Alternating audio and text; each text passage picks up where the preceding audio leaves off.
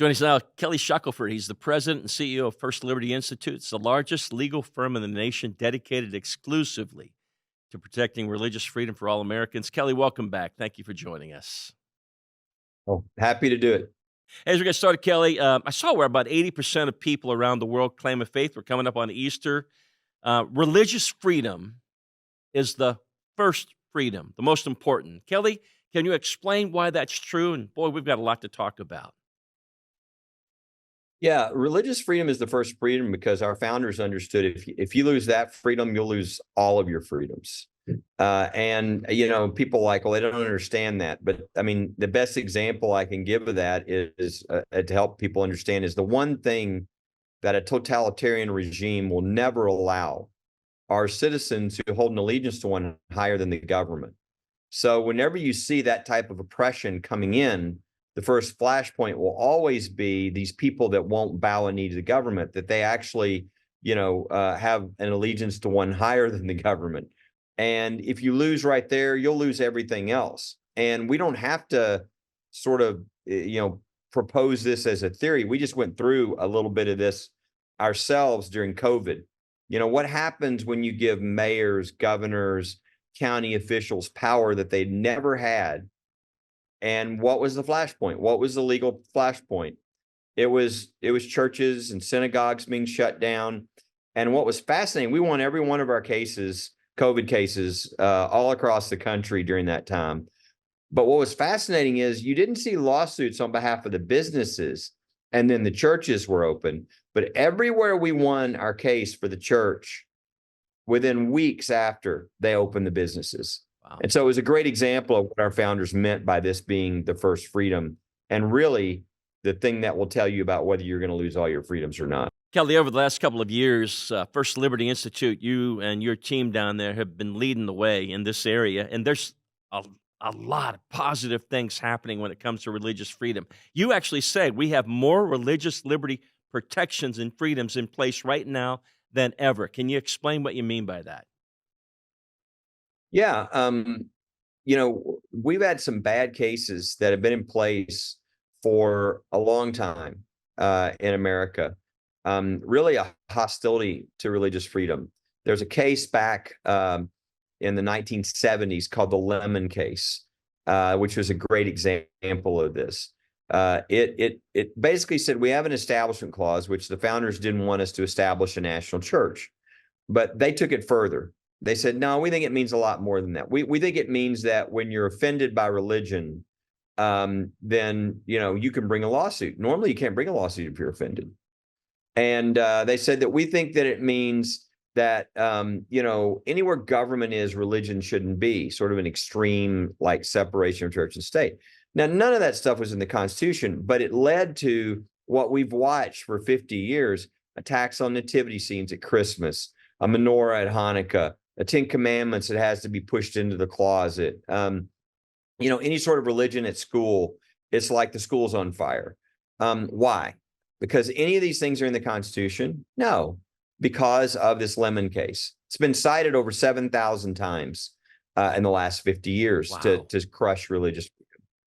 Well, we had the Coach Kennedy case, one of a number of cases. We've won 4 cases in the last 2 years alone, which I'll talk about in a minute. But one of those was Coach Kennedy case, which a lot of people heard about. Coach was not allowed to pray after the game. He couldn't go to a knee and just say a prayer, thanking God for the privilege of coaching those young men. And most people know 7.5 years of litigation. We finally won at the Supreme Court.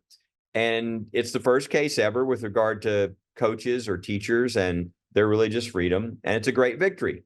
But that's all most people know. What they don't know is within the decision, the court reversed Lemon. That case, those 7,000 citations, over, gone. Wow. And so everywhere a cross went down, it can come back up now. Everywhere that a Ten Commandments was pushed into the closet, you can roll it right back out. We could go on and on and on. Watch what happens after football games now. You're going to see coaches, football players from both teams coming together to pray. And this is just the beginning, though. There are so many things. People have been trained for 50 years. You can't do that. You can't do that. You can't do that. You can. The reality is, yes, you can now. Everything just changed, but it's hard for people to understand. I think what we're going to see, Tim, is as people start to exercise their freedoms and live out their faith, it's going to catch on. And so we literally have more religious freedom than anybody in this country has had in their lifetime. And we're just at the beginning. I mean, we've started a whole sort of movement called Restoring Faith in America. And it's not like we need lawsuits. We've already won. It's just people need to understand the freedoms they now have and start to step out in their own communities to do these things, because other people will see they will do those things.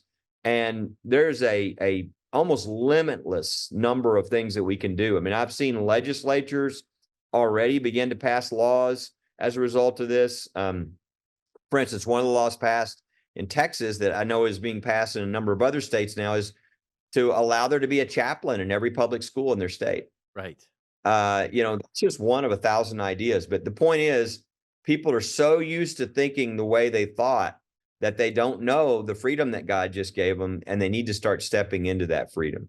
Kelly, a lot of people got timid when it came to matters of faith around their business, maybe what they would post or say up online, because there's been such a beat down around it. You are saying right now that people need to be more clear than ever.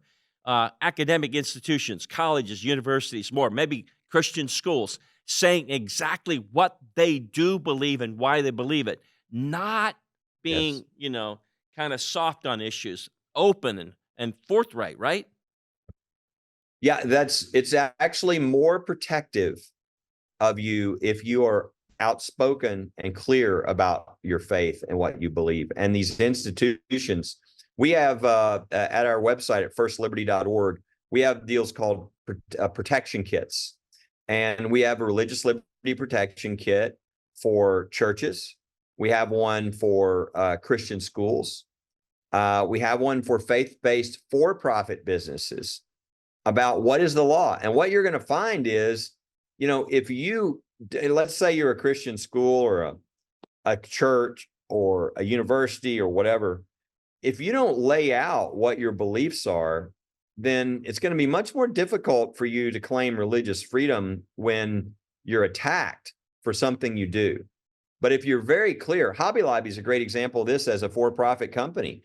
I mean, Hobby Lobby, that case went all the way to the Supreme Court. But when the court looked into their documents, they saw immediately these are their religious beliefs about abortion. So we're going to have to admit, whether we agree or not, that's religious freedom. Now let's go to the next question. So that's what people need to do. And we have those protection kits for people to kind of look into their documents and tell them which documents look into, and make sure and lay in your statement of faith and what you believe as part of that. And the great thing about business, especially, we just won a huge Supreme Court case last summer on the rights of employees and their faith. Because what was happening at all the Fortune 500 companies and a lot of others is they were beginning to really persecute, still are, we have a lot of cases, persecute people of faith. They get pulled into the diversity, equity, inclusion office and ask questions and then fired, not because of their work, but because of their beliefs about like transgenderism or something else. That's against the law. And a big decision this last summer made that protection for every person of faith so much greater than it's been in 50 years. And again, that's one of those things people are going to have to catch up with, that they do have protection now. They can't be fired for using the wrong pronoun, because if they do that out of their faith and they're being honest and this is what their faith teaches, there's a requirement that they be accommodated and that you can't do the kind of things that were going on. So there's some huge strides both in the public arena and in the workplace. The case, by the way, the name of it was Groff versus United States Postal Service, but it applies to not only government entities like the U.S. Postal Service, it applies to every private employer in the country with 16 or more employees. Kelly, more information about you, the First Liberty Institute, where can they go? You spell it out, firstliberty.org. And I would encourage them to go down just a little bit on the page and sign up for the Insider, which means every Friday they'll get an email on the top 4 or 5 biggest religious freedom happenings in the country each week. What is it like? Kelly Shackelford, thank you for joining us.